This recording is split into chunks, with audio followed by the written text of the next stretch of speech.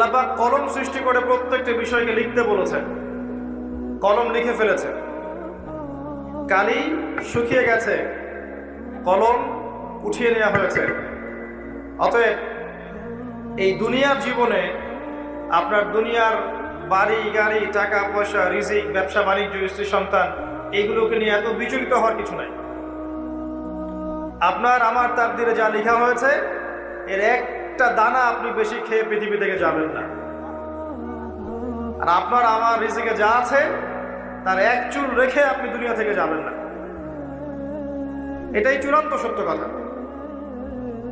আপনি ঘুষ খান আর সুদ খান আর দুর্নীতি করেন আর মানুষের সম্পদ আত্মসাৎই করেন না কেন, যতটুকু লেখা আছে আপনার তাকদিরে এর বেশি আপনি কিচ্ছু পাবেন না।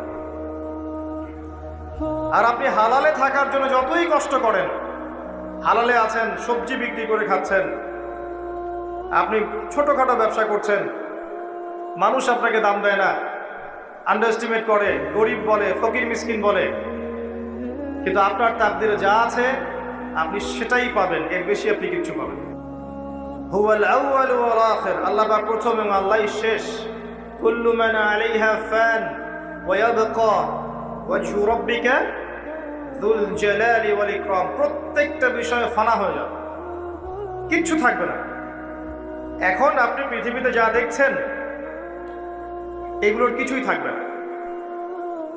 প্রত্যেক মানুষ, প্রত্যেকটা জিন, প্রত্যেক উদ্ভিদ, প্রত্যেক এই প্রাণী, আকাশ, মহাবিশ্ব সবাই শেষ হয়ে যাবে, কিচ্ছু থাকবে না।